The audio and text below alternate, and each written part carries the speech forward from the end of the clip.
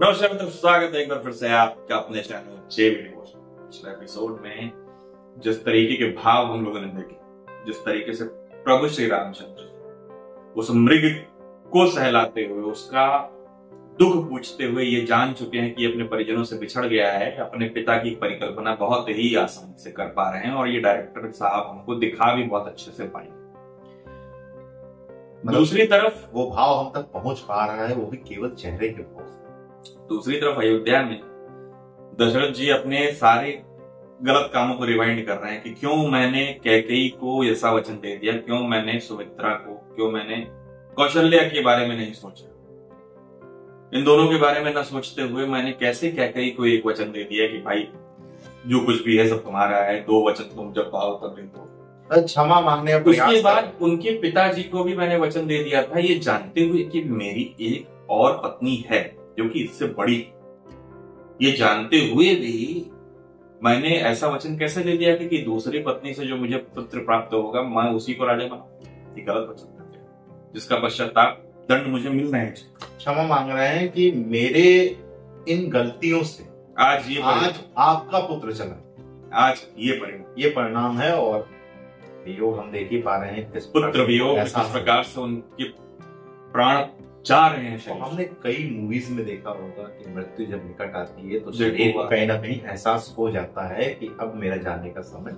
आ गया। यमदूत, देवदूत, जैसे जो भी है, और राजा दशरथ को साफ दिखाई दे रहे हैं, बाकी किसी को नहीं। चलिए शुरू करते हैं एपिसोड 121 पार्ट 2। आपको उसके लिए स्वस्थ रहना है, आप सुन रहे हैं ना महाराज? हाँ महाराज, आप ये पीड़ा हाथ मिलकर सहेंगे।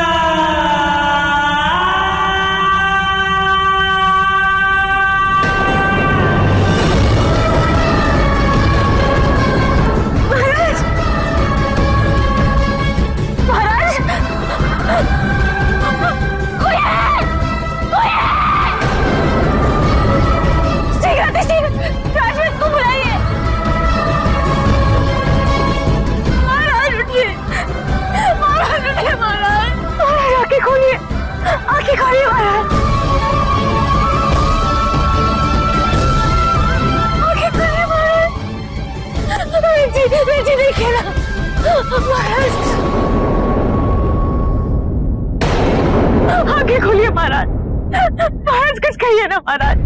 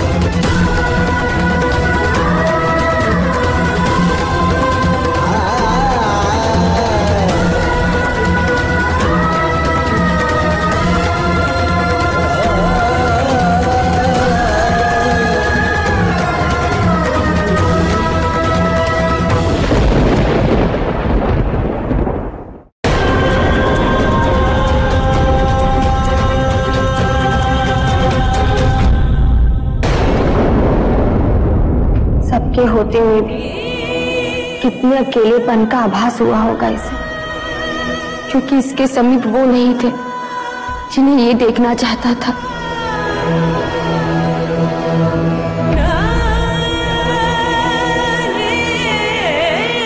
और हम भी इसकी सहायता नहीं कर सके।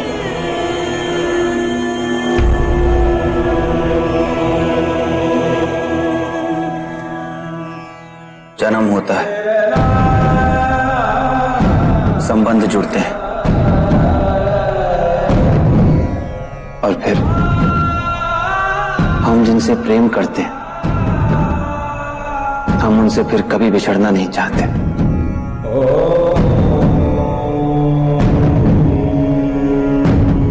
हम भूल जाते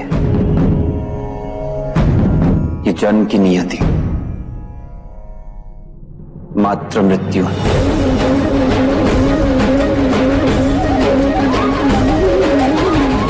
और मृत्यु के उपरांत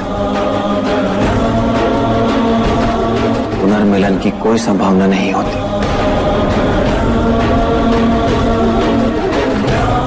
ये जानते हुए भी किसी के पास अपने अंतिम क्षणों में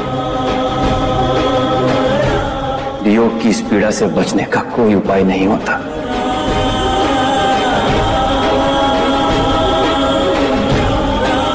फिर वो चाहे मनुष्य हो या पशु।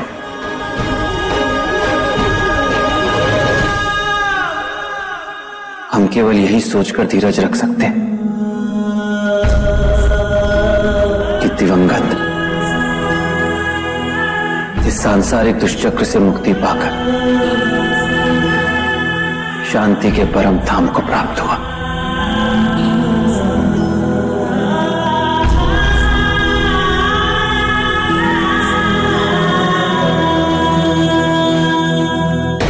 इस आश्रम में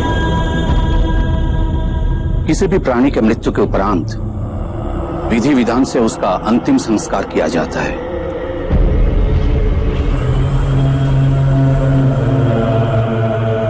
उसी विधि विधान के अनुसार इसके भी अंतिम संस्कार की तैयारी करो।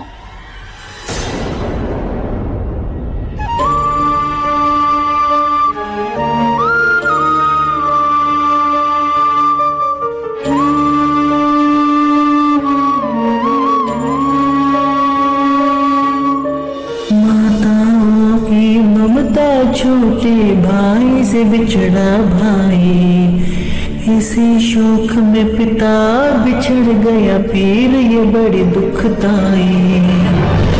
कभी रुके ना समय की धारा, नियति पे चलता जीवन सारा, कहते इसे समय जो मेरे इसे समय, मुनिवर कहते इसे समय।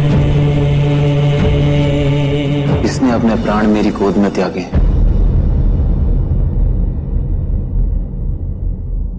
यदि आपकी अनुमति हो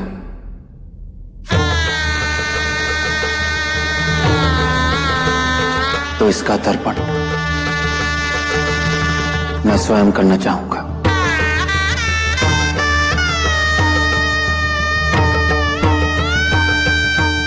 अवश्य।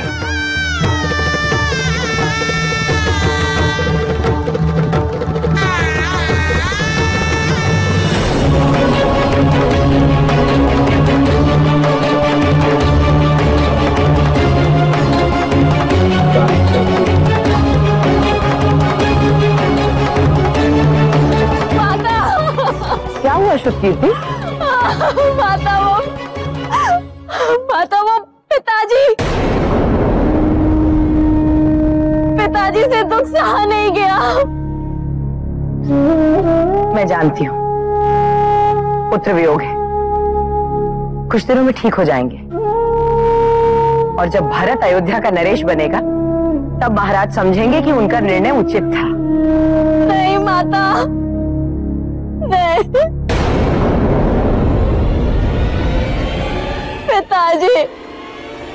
पिताजी क्या?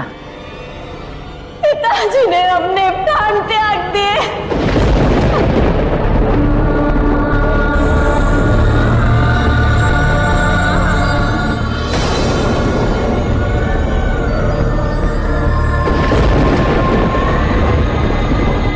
मेरे मृत्यु का कारण मात्र और मात्र तुम्हें होगी। तुम्हें होगी।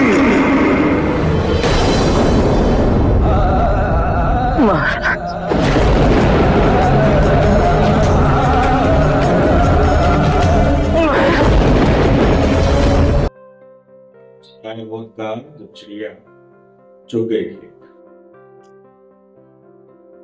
मैं भी ये परिदृश्य देख रहा था तो मुझे अचानक से ये रिकॉल हुआ कि पहले के समय में, आज से 100-125 साल पहले, जब ये चिट्ठी पत्री उतनी कारगर, चिट्ठी पत्री भी बहुत मुश्किल होती, बहुत सबल लोग ही भेज पाते।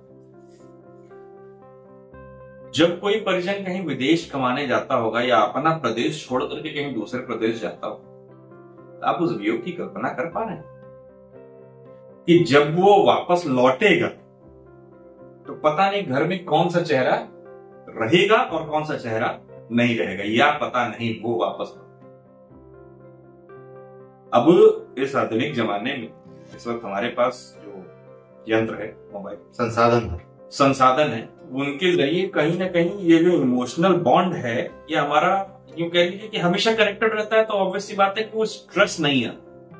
और किसी भी चीज में अगर आपको एनर्जी डालनी है तो जब तक वो स्ट्रेसिंग टेस्ट नहीं होगा ना उसका, तो जब तक वो तनावपूर्ण स्थिति में उसका टेस्ट नहीं होता तब तक वो सफलतापूर्वक नहीं। सबसे बड़ी बात है कि अपने घर में सब कुछ सही है कि नहीं और सब सुखी है कि नहीं, ये जानकारी प्राप्त हो जाती है तो इंसान के लिए बड़ा बोझ कम हो जाता है। अपना परिजन अगर एक दिन फोन ना उठे तो आप उस परिजन के आसपास कौन रहता है उसको फोन, तो बात से उसमें से किसी से न्यूज मिल गई तो बहुत अच्छी बात। यदि न्यूज ना मिले कितना व्याकुल हो जाता है कि पता नहीं क्या स्थिति हो।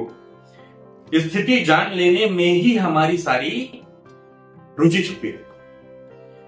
अभी प्रकृति जिस तरीके से ये मैसेज प्रभु श्री रामचंद्र जी को पहुंचाई है कि इधर गोद में हिरण ने प्राण त्याग दिया था, दिल को छू गया जिस प्रकार से उन्होंने दिखाया डायरेक्टर साहब ने कि राजा दशरथ को ये दिखा, और जैसे स्वयं जिस तरीके से वो रोशनी दिखाई गई, यानी कि कोई दूसरे लोक से आया है। स्वयं नारायण आकर के उनको अपनी गोद में ले गए। और उनका सारा दर्द जिस प्रकार से उन्होंने उनकी आंखें बंद की, हम लोग तभी समझ गए कि उन्होंने उस पीड़ा से उनको मुक्ति दे दी। Chapter close. और उसके बाद उन्होंने, ये भी हमें पता था कि आगे क्या सीन आने वाला है। जब मृग गया वहां से तो मुझे ये अनुभूति हो गई थी कि हाँ, ये आने वाला है सीन कि प्रभु श्री राम जी कहेंगे कि इनकी अंतिम जो विदाई है वो मैं ही करता हूं, क्योंकि अभी वहां पे वो अपने पिताश्री को स्पष्टीकरण से देख रहे हैं, स्पष्ट रूप से देख पा कि वो वहां पे नहीं है, उनकी जो भी चीजें हैं वो यहाँ पे। जिस संताप, जिस वियोग से ये मृग गुजरा है, उसी वियोग से मेरे पिता गुजर रहे। एक ही मार्क्स कनेक्ट कर दिए। देवी कैकेयी को किस प्रकार से, अरे ठीक हो गए, वो होता है, ऐसा होता है। और अभी रानी कैकेयी को वो वचन भी याद आए, उन्होंने कहा था मेरे मृत समय के बाद मेरा चेहरा भी देखना नसीब हो। और हम सभी जानते हैं कि अब जो है इस सिचुएशन में बाकी रानियों का क्या व्यवहार होगा उनके प्रति। देखते हैं आगे ले। फिलहाल एपिसोड को करना होगा, मैं समाप्त शीघ्र ही मिलेंगे लाइक के साथ। तब तक